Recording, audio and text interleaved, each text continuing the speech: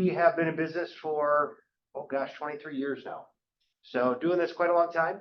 And really what we're going to focus on today is exactly what it says behind me, breaking through your ceiling of achievement. There's going to be many things that I talk about that if you've gone to other courses before, classes, you might see some similarities. And I hope that I can introduce some new ideas for you, because I really am intending to give you 3 really good tools that you can walk away with today and be able to implement into your business immediately. Now, I can't see the screen. Our technology behind us here doesn't allow me to see it, so I'll count on Alyssa. Can anybody tell me, is there anybody here either in the room or online that's a brand new agent? Been in the business just a little while? No? Okay. I'm going to speak as if maybe there might be a couple in there as well, and talk about different levels of where we're at in our businesses, because there are going to be slightly different strategies depending on where you're at in your business. But with this being said, if we can change over to this, can we see that? The board? One of the things that I think it really resonated with me years ago when I first saw this, and it actually still resonates with me today, because what I'm about to share with you is a common cycle of business that we're all going to come up against. And basically it looks like this, and maybe you've seen a diagram like this before. When you start in your business, you implement some new ideas, you implement some new strategies, you put together a plan, you start to see some increase in your business. And at some point, wherever that ceiling of achievement is for you, most people will hit it and bounce right off. And what happens is, what this is identifying is, maybe it's a production number. Maybe it's the amount of homes I've sold in a year. And that's going to be different for just about everybody. So for some folks, if you're new in the business, maybe your ceiling of achievement is 10 homes. Come on in. No, don't be. Maybe your ceiling of achievement is 10 homes. Maybe it's a volume. It is whatever you're defining it as. If you're not in real estate, this applies as well. Maybe this is, again, something to do with sales, something to do with growing your business. But whatever it is, you keep bouncing off of it. Has anybody ever had this happen? You've been in the business a few years now. Have you ever seen repetitive numbers year over year where you've done similar? You're starting to? 3 years. How many years have you been in the business total? 6. Okay. So in the last 3 years, that's actually really interesting. So in that scenario, you took 3 years and then you hit this production that tends to repeat itself year over year. Now, sometimes what happens is people bounce back a little bit because they get burned out and they see a little bit of a retraction, and they just muscle through it to say, you know what, I'm going to really put my nose to the grindstone and go after it. And they come right back up to that same production and bounce off it. Guess what most people do at this point? What do you think? Get out. You're absolutely right. In fact, in our industry, the vast amount of people exit either right here or somewhere in here, if they're going to exit the business. Others might stay in the business and say, this level of production is okay for me. And that's okay. There's nothing wrong with that, by the way. Whether it's 10 homes, 20 homes, 50 homes, 100 homes, whatever it is, some people might say, this is where I want my business to run. And that's okay. I'm going to wager that none of you are in that position, because you wouldn't be in this class. We're talking about breaking through this. How do you crash through this ceiling of achievement? And there's really only one answer. It's in the Graham Smith team. There you go. And that's all for today. Thank you. You joined the Graham Smith team, is what they said. No. Systems and procedures. There is no amount of hard work. There's no amount of dedication. There's no amount of just stick-to-itness that's going to consistently, over time, allow you to break through that ceiling of achievement and stay there. Okay? It has to do with systems and procedures, and we're going to dig in on that a little bit today. The thing about this, though, that nobody tells you is the moment you break through that, actually, you joined last, so I'm going to ask you. You joined last. Ask me anything you want. When you got into real estate, Did you have a goal of how many houses I want to sell or how much money I want to make? Did you have that goal? Okay. Both. Have you hit that goal? No. Okay, that's fair. That's fair. Dave, have you hit that goal? No. Okay. How about yourself? And I'm sorry, I don't know your name. My name's Pam. Yeah. Did you have a goal when you got into real estate of either, have you hit that goal ever? I did. Okay. Did you change your goal after that? Exactly. What nobody tells you is whatever this is, the moment you hit it, you're most likely going to find out it didn't provide you all that you ever wanted in your life. It didn't make all your problems and anxieties go away. It usually didn't make every single money trouble go away. And what you find is there's actually another ceiling up here. And what happens is, guess what? You will bounce off of that ceiling. If you've gone through this once before, might only take you one bounce to adjust your system and procedures to break through that ceiling. And guess what happens after that ceiling? There's another ceiling. This is never ending. It doesn't mean your efforts, it doesn't mean your goals need to never endingly change. It's just that what happens a lot, I can tell you even from my own experience. I remember when I first got into the business, I said the same thing, and this was 23 years ago or something like that. I said the same thing then as everybody tells me now. What do you think most people say to me when I ask them, how would you define in your first year in real estate, how would you define success monetarily? Okay, that's all right. What do you think most people say to me? How much money do you need to make your first year? What do you think they say? $100,000. $100,000. That's what people have said forever. $100,000. I need to make $100,000. And when I finally made $100,000, guess what? It wasn't enough. And then there might be another number. And then that's not enough. And it might be enough monetarily, but you find that you're miserable, and that your ceiling of achievement may be, I need to figure out a way to make X, but not work 80 hours a week. That can be in there too. That can be part of your ceiling of achievement. But the point is, everybody's looking at 100 and they think that's going to solve all their problems.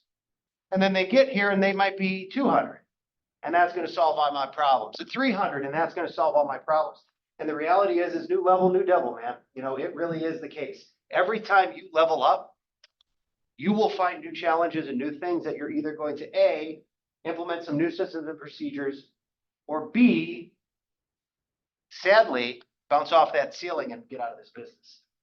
And that's what we're trying to stop. If you join this class today, I'm trusting you are looking to grow your business to higher levels. I'm trusting you're looking to grow your life and your lifestyle to a better level, whether that's balance, whatever it may be. We can do this together through systems and procedures. Does that make sense? Following? Okay. All that scribble there. Can we go to, I can actually, right? I can go to the first slide.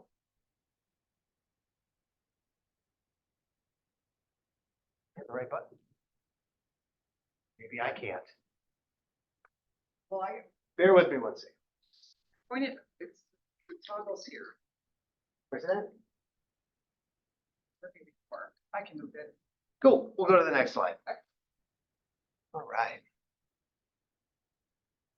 We'll start right with some systems and procedures. So first thing we're going to talk about is just this. So how do we even identify what systems we should be looking at? How do we even call out the procedures? And I'm going to start from the bottom up. I'm going to start as a new agent, okay? If you're a new agent in this business, you are everything in your real estate business, everything. You are the owner of your business. You are the lead listing agent of your business. You are the buyer's agent of your business. You're the marketing expert. You're the bookkeeper. You take out the garbage. You do it all, okay? And that is the only way to do it, by the way, if you're new in the business, unless you're joining a team and you're going to serve a function on it. But if you're a singular agent out there, your job is to find leads, go on appointments to close those leads, and get money coming through the door, okay? Because we all know the longer we stay in the business without money coming in the door, the less likely we're going to be able to remain in this business, okay? So don't get fooled by anybody about, I need to invest X amount of dollars in a lead generation system. No, you are the lead generation system. I need to invest X amount of dollars in boosting my social. Nonsense. You can do that with the people you know already with your social media yourself. Get some revenue coming in. You want to start with the revenue coming in, and then you can reinvest over time to leverage some of that out. But your systems should be you lead generating 5 days a week with potentially a 6th day at an open house every single weekend. Your system should be how am I holding and when am I holding buyer and seller consultations. Your system should be how am I signing folks? Am I signing them on the first visit? Am I giving them another option to come back later, or I'll come back later to sign them? And how am I handling the closings from start to finish? Who am I partnering up with title? Who am I partnering up with in lending world? Who am I recommending to my clients? How am I handling it? That's your whole system right there. You don't have to do anything other than that. You focus on that, you're going to start to get business coming through the door, and then we can talk about growing the business, and probably you're going to crash through your first ceiling of achievement before you bump up against the next. Okay, if we go to the next slide.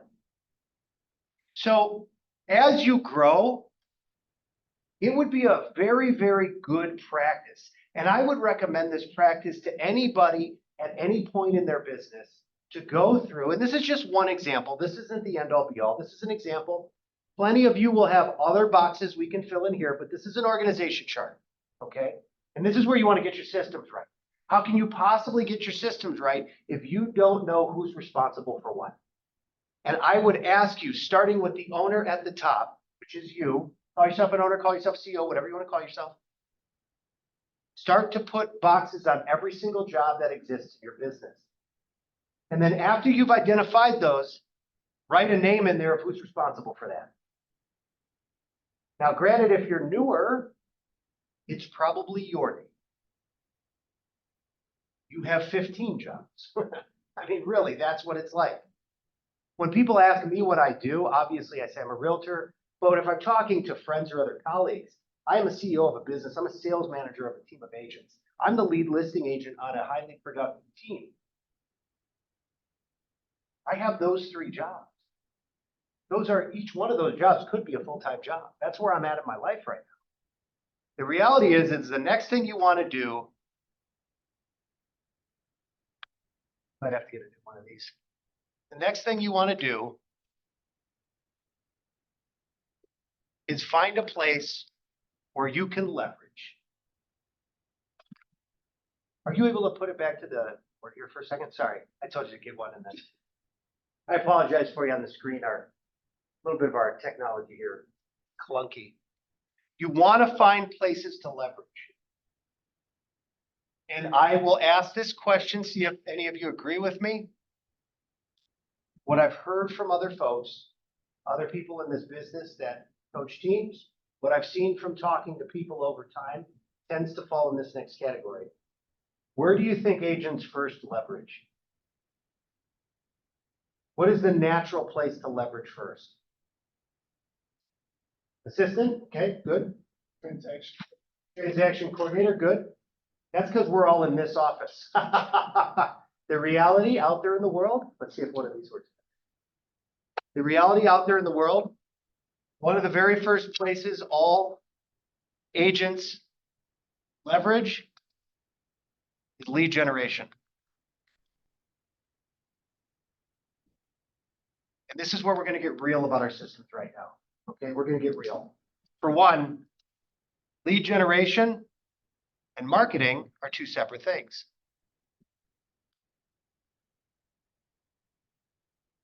Is putting videos on Instagram or reels on Instagram lead generation?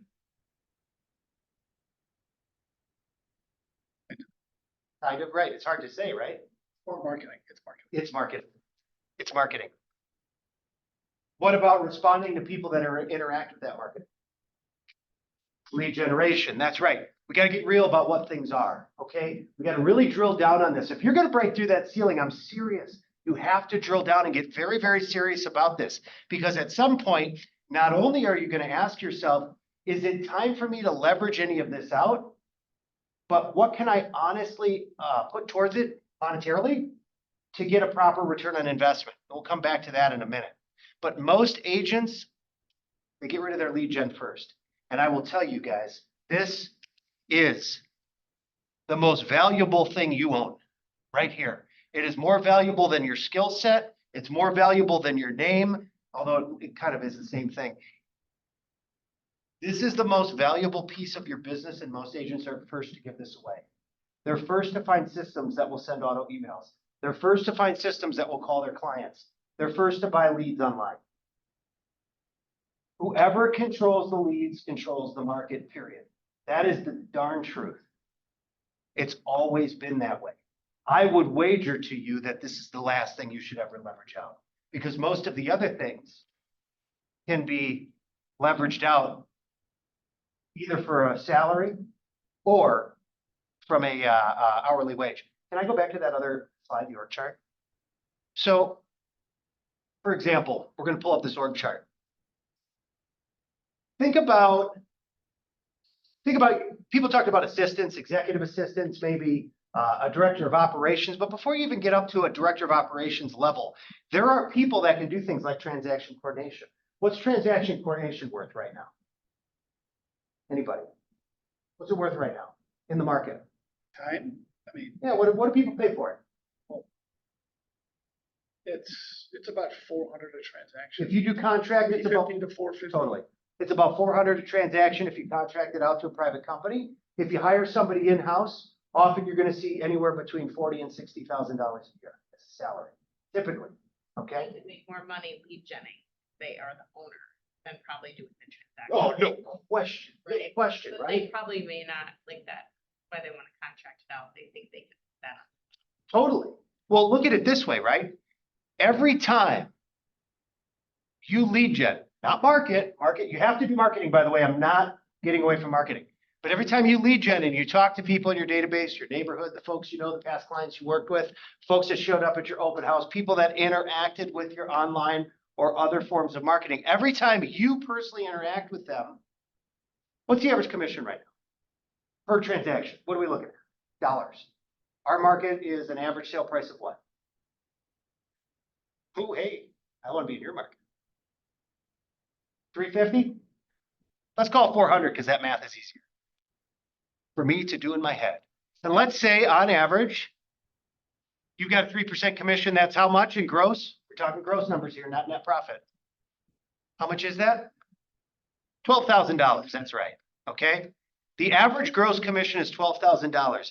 Every time you secure a lead that becomes a client, that becomes a closing, that's gross revenue to your business, to your, it's not profit again, gross revenue of $12,000. Every time you touch anything to do with transaction coordination, that's at best worth $25 an hour. At best. You will be making for your business, again, not you making it net, but you as a function of your business, you as an employee of your own business, will be generating $12,000 for every lead you turn into a closing. I would wager that's much, much higher than $25 an hour. Okay. This is where you want to get real about your numbers. So every time you touch any of the admin work, you're actually taking away from the time you should be doing this to do that. The numbers don't make any sense. It doesn't make any sense at all. What makes sense is to find the places you can afford to leverage out the transaction work, the administrative work, pay a fair wage, whatever you deem to be fair, what the market will bear, and get working on your lead generation. You should be doing only 4 things. You should be lead generating. You should be setting up those listing appointments. You should be securing them as clients and closing them. That's it. That's all you should be doing. Everything else in your business can be leveraged out. Now, again, in the beginning, you may not have the money for that, and that's okay. You're going to do a little bit of everything in the beginning. As your business grows, you want to incrementally invest back in it, because guess what happens when you free up your time to only lead gen? What happens? A lot more leads. Your leads go through the roof. And what happens when your leads go through the roof?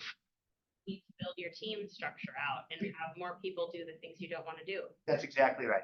Or I'm glad you said that. And in case anybody didn't hear that, she said that you're going to build your team structure out to do, so you can hire people to do the things you don't want to do. Yes, Oh, you're not good at. Let me change. Maybe- it. maybe. You're not good at. What you don't enjoy. sure. Right? But I'm also saying, look at it monetarily.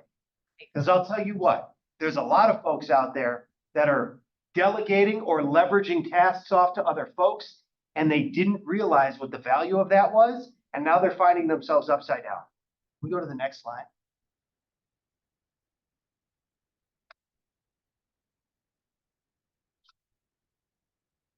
So the systems are going to be determined by taking a really good look at your makeup of your business, defining which department is which, who's responsible for what. You can even deep dive back into that too.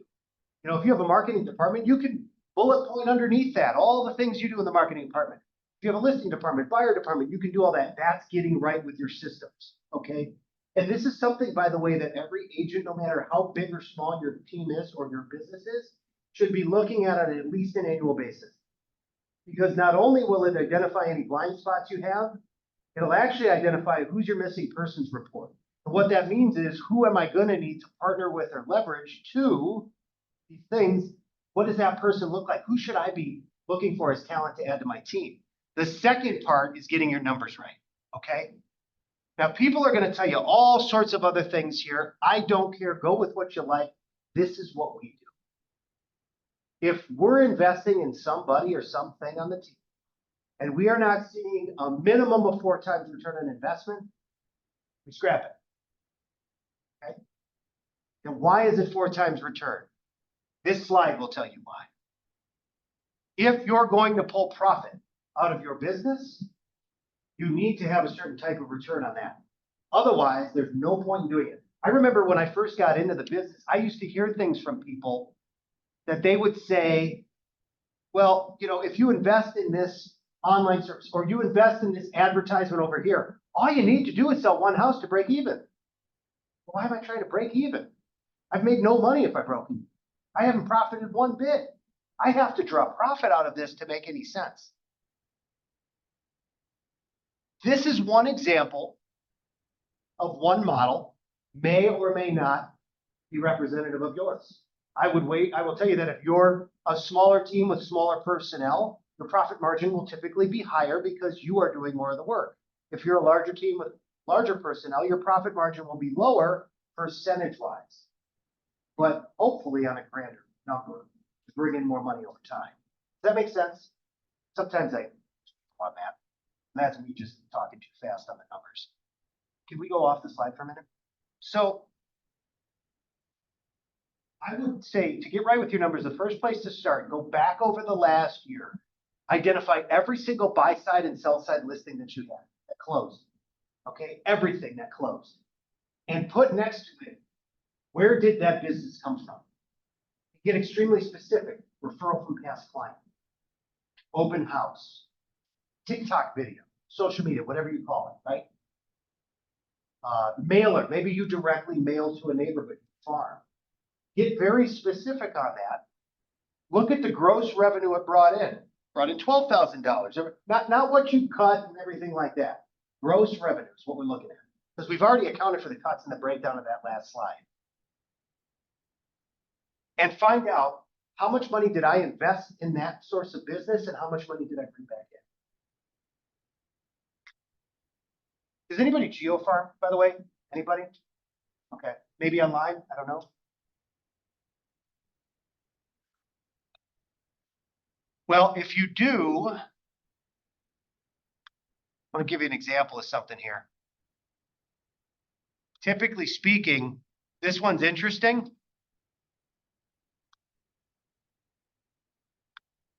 On average, industry standards will tell you that it'll take 12 to 18 months for you to start to see a return on that investment.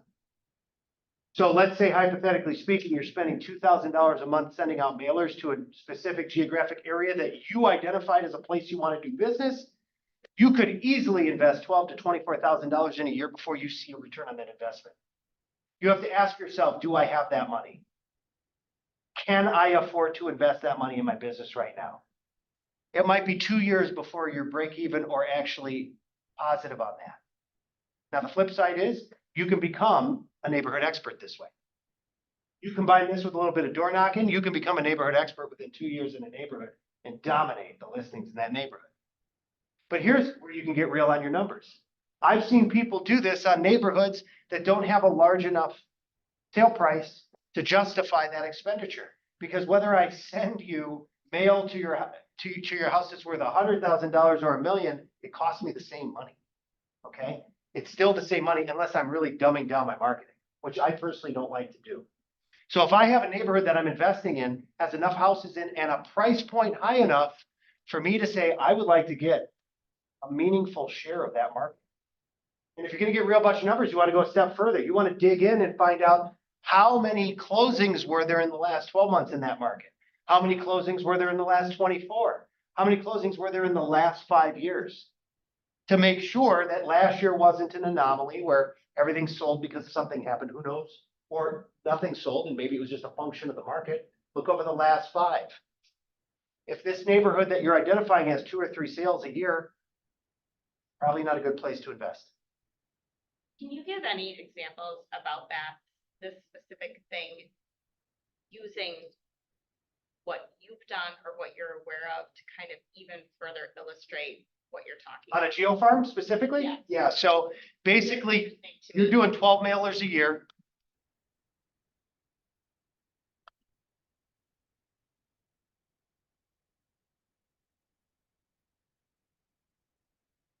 Combined with 4 door knocks.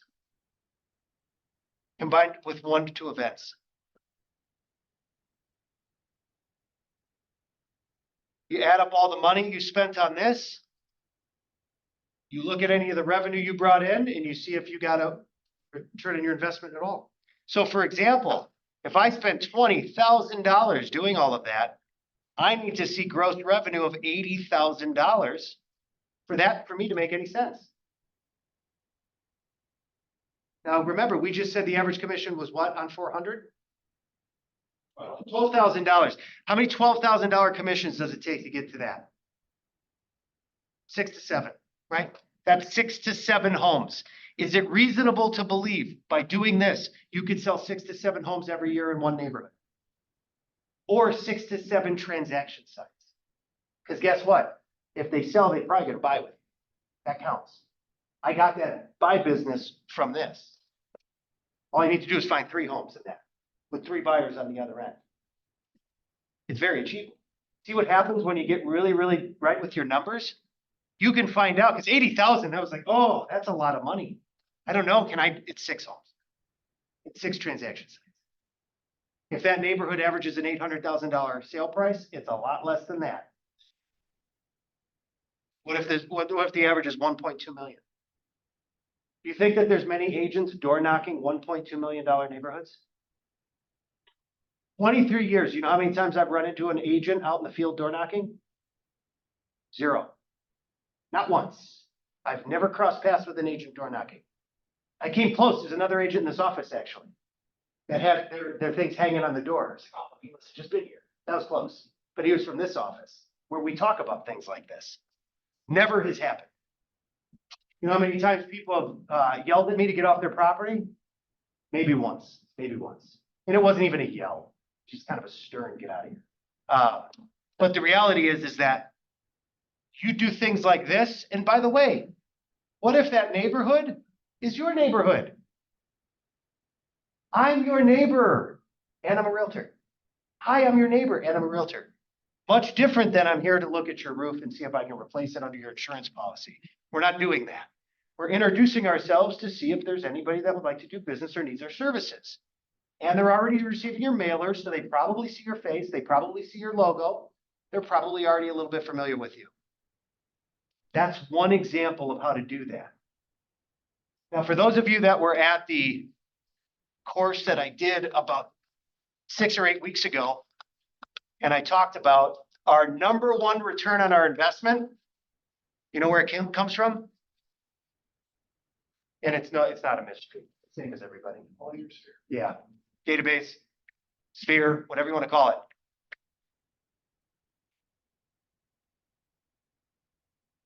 Last year, 52 times return. For every dollar we invested into our database, we took out $52. By far, our number 1. And this is why going back to new agent, when you're starting, Whether you're an old agent, a new agent, nothing is more profitable than your database. And when somebody tells you, look, I can do all your lead gen for you to your database, be careful. It is the most profitable thing you own. 52 times return suggests, why would I invest money in anything else? If I told you, give me $1,000 and by the end of the year, I'll give you $52,000, would you do that? Would you make that investment? Yeah. Every time. You'd probably invest more than 1,000. It really begs the question, why do we even look at anything else? And there's deeper answers to that, because you do get bored of the same thing over and over, and there is other business to be had. But that's a good place to start. You got to get real with your numbers. Can we go back to the slide there?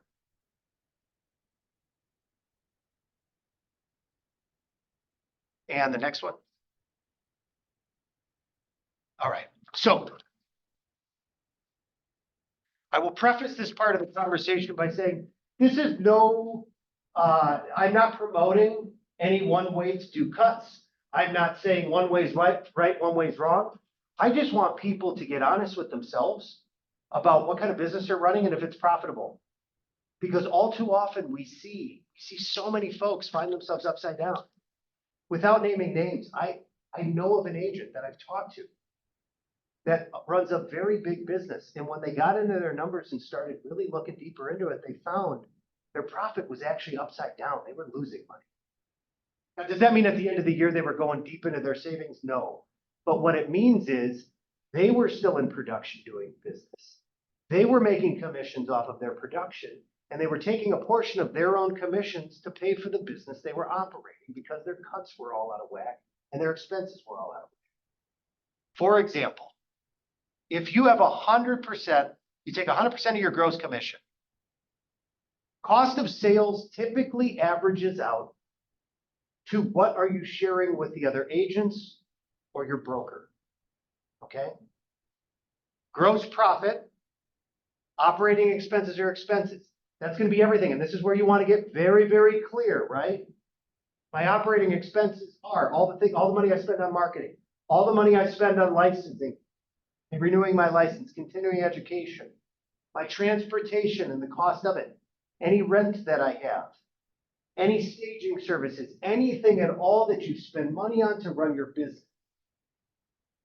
Our expenses, brand new suits. I would never even answer that question. I have no idea. That's up for you and your accountant to decide on. But the reality is you want to get real on your operating expenses. Because when you take all of that in consideration, you're going to find out what your net profit is. This is very similar to the model that we were taught in MREA. Okay, Millionaire Real Estate Agent, for those that haven't read it. This is very similar to the model that was very representative of a study across the nation and across decades of how real estate teams were running. Quite honestly, if you're a singular agent, your net profit should be higher than 40%. And if you're running a team, I would guess it's probably lower than that. Even if people are telling you they're making 40%, very few are. Can we go to the next slide? I'm going to give you a real world example next to one another. And this is why we look at it this way. Let's say, hypothetically speaking, the one on the left side, you have a sale price of $400,000. Gross commissions are $12,000. Let's say you have an agreement with an agent on your team for a 50-50 split. Agent's paid $6,000 upon the successful closing. Your team is paid $6,000. Your costs, your expenses are fixed. And this is one of the things that people have a hard time understanding. If I bring in $1 million of commissions for my business and our expenses are $300,000, my expenses are 30%. You can apply that to each transaction because it's getting paid for. You have to pay that money as the business owner. In that scenario on the left, you've received a profit of $2,400. That's a 20% profit margin on the whole. Now, that might be good enough for agents. Presumably, with a 50-50 cut, the other agent did the majority of the work with the client. Okay, that might be good enough for you. That's a 20% profit margin. You have made $2,400 on the right-hand side. In that same situation, with a 70%, 30% cut, your profit is zero. You've made no money. Now, On the right-hand side, it still has value. You are collaborating with other agents. You are working together hand in hand to offset your expenses. That model often works very well with a bunch of agents that are very singular, very independent, who want to share admin staff, and everybody does their own business. Okay? No leads really provided for the agents. You know, everybody's doing their own business. You're sharing, you're offsetting the expenses by everybody collaborating and working together. The problem is a lot of folks start on the right-hand side and build to the left-hand side. How do you tell somebody we need to exchange and change cuts from where we were? How can you have any revenue to reinvest in your business at a 20% profit margin? That's where a ceiling of achievement often gets hit. That's where teams often hit that ceiling and either decide to go in different directions or break apart completely. It got real uncomfortable. That's the truth. Guys, that's the truth. And so the reason you want to get honest about this is to know what you're building towards and to know what you need to do moving forward. I'm not suggesting anybody go back and change their cuts with their partners. I'm not suggesting anything about that. Just be honest about what you're running. Get real with your numbers. Because what we're in right now is a market that most agents are not doing much business at all. They had to get honest with their numbers right now because they don't have the revenue coming in. In that example on the right-hand side, there are plenty of agents that are dipping into the revenue that they're creating from their own sales right now to pay for the agents on their team that are not making enough money to justify the expenses. That's happening right now. There's a lot of folks doing that. If you're making that strategic decision because you said, I believe in this and I'm going to withstand this, I want everybody in my family and my team here. Can we go off of that for a second? I want everybody to stay together because we're going to come out of the other side here stronger than ever. That's great. That's a strategic decision. But if you're operating how that right-hand side column and you don't know why and you didn't know what you were doing, you are dangerously close to going out of business. Dangerously close to having team members leave or you have to make some tough decisions. So that's why you want to get real with your numbers. That's how you will break through a ceiling of achievement, by the way. Because one of the things that you're looking to attract, if you're looking to build a bigger team, is either A, you have to understand what your value proposition is. If your value proposition is, look, we're going to all work together, we're going to collaborate, we're going to meet on a weekly basis, we're going to share our experience in the market, right? We're going to share our ideas with one another, and we're going to share admin. That's a value prop. Makes sense. I'm sure a lot of people would be involved in that and would want to get behind that. If you're trying to build a team to offset time, because guess what? Even in that one on the right-hand side, you can only do so much. You can only do so much business yourself. There's only so many days in the week, so many hours in the day, so many transactions that you can close, right? At some point, you may find yourself saying, you know what, I cannot do this 50, 60, 70-hour-a-week job anymore. I'm crawling out of my skin. I need to bring some other agents on to handle some of my business. But if you start kicking that business out to them where you're taking a 30% cut and they're taking 70, you're losing money. It's not, or at the very least, you're breaking even, which begs the question, why even do it, right? Just get honest. Just be honest with yourself. That's it. Once you do that, though, and you start to really attract those right folks to the team, let's say you're trying to build a team where you are creating leads. Now you're teaching agents, you've freed up time for yourself. That's not for you to free up time for yourself. Put your feet up and then just say, okay, all these people are going to make money for me, but now why I sit on my rocking chair. The reality is your job now is to become a sales manager. You need to be meeting with each of your agents one-on-one, finding out what makes them tick. What's their goals, monetary, personal? What are they looking to achieve this year? How can you help them? You need to be a servant. You're becoming a leader, a visionary. That's what happens to your team when you start to do that.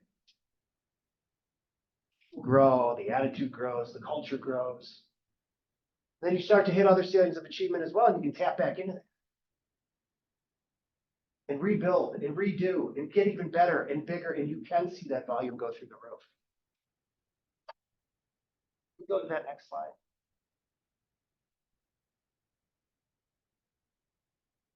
So that kind of leads right into the third point that arguably could be the first. And I would say that in my experience over these last few years, this is exactly what we've been leading with for the last 5 years since the beginning of the pandemic. It was mindset management. Okay, 4 years, whatever it's been. Mindset management, because guess what? It was scary. We've gone through all sorts of crazy things in the last 4 years. not just in our business, everywhere in the world. It was scary. We've been managing mindset. The problem is we took our eye off of the numbers and nobody was managing the numbers. Because why would you? Deals were just falling out of the sky, you know? All you had to do was take somebody or put a house on the market, get 42 offers, take the highest one. It was so easy, right? Wasn't that easy, but you know what I mean. It was easier to make money than it is now. What I'm afraid is people are going to dig right into the numbers because that's my aptitude. That's what I like to do. I like to dig into the numbers, get real about that, and then forget about mindset. We can't forget about mindset. If your mindset isn't right, I don't care how great are the numbers you are, how great at sales you are going to burn out. This industry will eat you up, or you're going to be a very successful, lonely person. All by yourself because you have no friends and family that want to be around you because you're miserable. You have to get your mindset right. There is not one uber successful person in the world that sleeps in.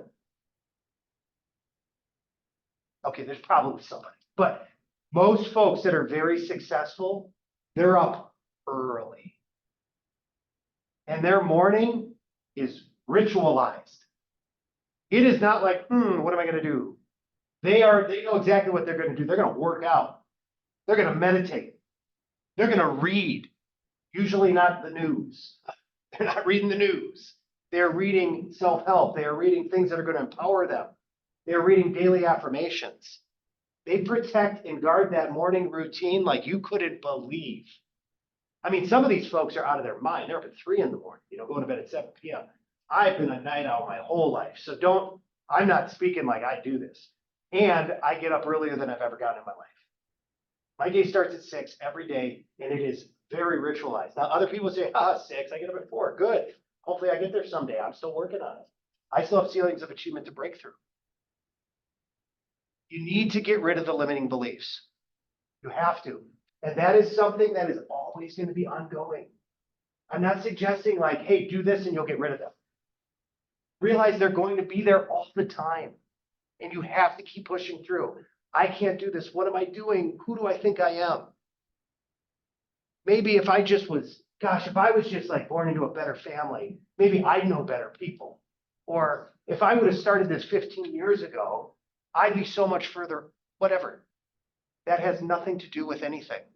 I watched a video of an agent who first year in the business, guy's middle-aged, sold 89 houses from door knocking. 89. First year in the business, middle-aged. The person by all measures was like, people were like, hey, what are you doing getting into a new business like this? How many people ever say, God, if I would have only done this 20 years before, or 10 years before? This guy walked in and sold 89 homes his first year. Purposefully surround yourself with greatness. And what I mean by this is that you've probably all heard this before. We go off this slide. You've probably all heard this before, that you will only be as successful as the closest 5 successful people that you keep to yourself. That's it. If you hang around with folks that far underachieve where you're at or where you're intending to go, if you hang around with folks that tend to be naysayers, tend to say you shouldn't do that, oh, that's too risky, I wouldn't do that. You all know these folks. You're going to have a real hard time breaking through ceilings of achievement. Quite honestly, you're going to have a real hard time even identifying them. You're going to be good enough. And if somebody's out there saying, you know what? I hang out with a bunch of people I went to school with, I grew up with, and they all have, average jobs, and I get up at 10 a.m. and I'm really doing good. I'm doing well in real estate. I would wager you're doing 25% of your potential right now. You're leaving money on the table. Because if you're doing what you're doing right now, surrounded by that, your ceiling of achievement is so big. You can go so much higher than where you're at. So much higher. And this, to me, has been, the slide's not there. This slide. This has been one of the things that has been some of the hardest for me, I have folks in my life that I came up with, people that are in my family, folks that are my friends that are very negative people. They're they struggle financially. I'm not looking down on them, but when I hang out with them, it's not inspiring. Everything's about negativity. Or maybe they drink too much. Or maybe they use too many drugs. Or maybe they this, that, and the other thing. That's not going to get me to where I need to go. Quite honestly, I surround myself on a daily basis with people that are going to help me be the best version of me that I can be in all aspects of my life. As a family man, spiritually, business, I try to surround myself with that. Because left to my own devices, I'll just go fish, gamble, and smoke cigars all day. That'd be great, right? But I can't get to where I'm going to go, where I want to go if I do that. So I have to get myself surrounded by other people. I'm standing up here right now mostly to help me. Just even saying this and sharing this, it just reminds me of where I need to go. You coming here to listen to me fills my cup in the fact, the four of us, the five of us here in this room and you on the screen, that's awesome. That helps me feel that I'm sharing some good values and sharing some good ideas. That reminds me to stay on that track. I have to show myself. That's why I'm here in this office. You could go to any one of us can go to any office in this city. Have you guys ever worked for other real estate brokerages? Yep. We don't have to name them. I'm telling you, my experience has been very different at other real estate brokerages.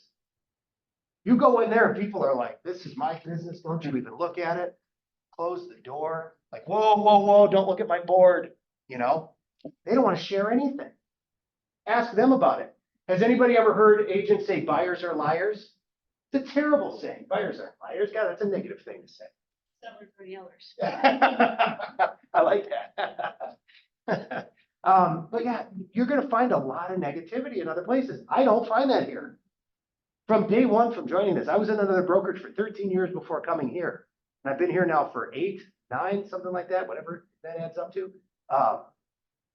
It's unbelievable. I still get inspired by this office, by this company. And the other thing is, again, I keep pointing to a slide that's not there. When you think about surrounding yourself, think about how great this office is, right? Think about the teams in this office and the individual agents in this office that are doing incredible business. I remember when I walked in here for the first time and I saw people in their 20s and early 30s killing it. And they weren't selling $1 million homes. They were selling $300,000 properties, killing it. That was inspiring to me. Look at how way ahead of the curve these folks are. Look at how collaborative they are. There's agents in this office that are doing incredible business. It's unbelievable. And then guess what? There's another ceiling of achievement outside of here. Because I go to the big family reunions and the other things. But more importantly, I go to fall masterminds. I don't know if you've ever been to one of these. I'm not here. I get no benefit from this. I get no dollars exchanged for this. I highly recommend you consider going to fall masterminds. It will blow your mind. It's a much smaller event, maybe 1,000 people. You will get paired up in a room with people that are doing similar business to what you're doing, not necessarily volume, but similar style. If you're a partnership doing business, you might find other partners. If you're a singular agent, you might find other singular agents. If you own a big team, you might be with other big teams. I sat at a table last fall in Arizona. There were 7 of us at the table. This side of the table, and we just happened to be this way. They didn't place us there. We were all doing similar sized businesses. The 3 people across from me, one of them did 500 million in closed transactions last year. One of them did like 350 and the other one did like 250. When we started talking about the structures of their businesses, you think I felt small? I mean, not personally, but you think my business felt small? It felt minuscule. What I do in a year, they do in a month. You know what I'm saying? That's incredible. They have months that dwarf what I do in a year. So when I'm like, geez, how are we gonna get those other 5 transactions closed? That's what they say on a daily basis. Think about that system. We're way apart on ceilings of achievement. Okay, and that's okay. It's not a valuation of who's who and who's better than who. But man, when you start to see those things and you breathe them in and you talk to the people and you say, oh, actually, maybe I'm not thinking big enough. Maybe I could tweak mine a little bit more. Maybe I'm not going for 500 million, but maybe I could do this. Maybe I could do that. When you start to see that and surround yourself and talk to people in those spaces, and everybody's collaborating and sharing ideas, unbelievable. So I would say we're at 2:53 right now, or 2:51, 2:52. We've got a couple of minutes left here before the end of the hour. I would open it up to any ideas or questions anybody has to share, if there are any. And that goes for online too. Anybody stay with us online? I'll ask you this, Thank Graham, if you look back over 23 years, and you've taught, this whole topic is ceilings of achievement. So what is your proudest moment over those 23 years? And what's the moment where you reached a feeling of achievement and it was maybe a low time? And how did you overcome that with some of the skills that you had to turn it into more success? As for like the best time, like the high point, it has nothing to do with it. It's my kids. It is. Watching those two kids grow up and sending one of them off to college last year, knowing that the other one's going to go to college next year. There's no amount that brings me the kind of joy that that does. And I was not there all the time. Now, I talk to my kids about this. They seem to be okay with it. I'm lucky. I feel lucky in that respect. But yeah, I missed a lot of games. I missed a lot of time. You know, I didn't miss birthdays. I didn't miss Christmas. You know, I didn't travel. There were a lot of late nights. There was a lot of times where I wasn't physically or mentally available. I was burned out from this. So that's also a low, actually. Some of those were lows. But the low I'm thinking of would be when I was trying to muscle this business out at the old brokerage all by myself. And I hit that wall where I smashed through a ceiling of achievement on what I wanted to make for gross commissions in this 1 year. And it was really done through a little bit of a combination of being in the business for about 10 years. So having a good foundation, repeat business, grinding, you know, and then just, I just was overworked. I mean, I was one person. I didn't have any assistants, you know, and just doing that all by myself, managing every transaction. And I lost my mind. I lost my mind. I mean, I literally lost my mind. I thought, and I've told this story a million times, I feel like a broken record, but I thought I was having a heart attack. I really did. And like any guy that age, I didn't tell anybody. And just was like, I was just power through it. You know, and pound on my chest, and I'm fine. And it got worse. And so I went to the hospital and I had a panic. I never had things like that happen to me ever, never. So that was a space where like low might not be the right word, but I certainly wasn't high, you know? And it was challenging to find out how the hell am I going to manage all of this business? This is not sustainable. Like I can't do this by myself and provide good service and be at home. I mean, we were miserable at home. You know, I was never available mentally, emotionally. I was always tied up in transactions. And I had been white knuckling it through the downturn where we almost lost every dime we had, you know? So I was just white knuckling it for like 3 years in a row and finally got to where we needed to be, righted the ship, so to speak, financially, and realized that everybody was miserable, including myself. How the hell am I going to do this? Right? And I had to get real about my systems. And that's what led me here. Honestly, that's what led me here. Within 2 years, I joined the spot. And that journey at that time was that I needed to build a team because I knew I couldn't. Most folks build a team, you know, because they have to. Best teams are built because they have to, not because they want to. Although building a team because you want to is good too. But most folks build teams out of necessity. And those teams are built well because they're stress tested. You're typically bringing people on after you've done too much business. You know, it's usually not ahead of time. Most people don't have enough revenue to just say, hey, I'll just hire all these people and hope this works out. It's not that kind of a business. So usually you're bringing people in after. So yeah, that's when I started building the team. And really, honestly, as I looked around, there was no other place that that had the answers for what I was looking for the structures, and how can I monetize this? How can I really structure it so it's profitable and it makes sense? I wouldn't say that I've won the work-life balance. I still work too much, but I certainly don't work 100 hours a week. So that would be the most fun. Probably other. Any other questions online?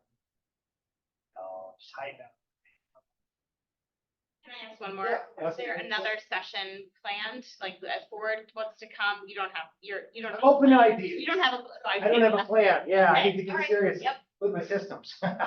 you need to get a system for that, right? That's right. Yeah. No, I don't have a plan, but I'd be welcome for any ideas, questions, topic. Right, welcome. And I'd be welcome to invite others to host that as well and share their ideas. So that's good. All right, well, we're coming up on 3. I think we can end a few minutes early if everybody's okay with that. 2 minutes. Good, that was good. Good info. All right, that's good. Yeah, wait, you got a question? Oh, Someone no. just said they really appreciate it. Oh, good. Thank you, someone. Was there a few things in there that were new or at least validating?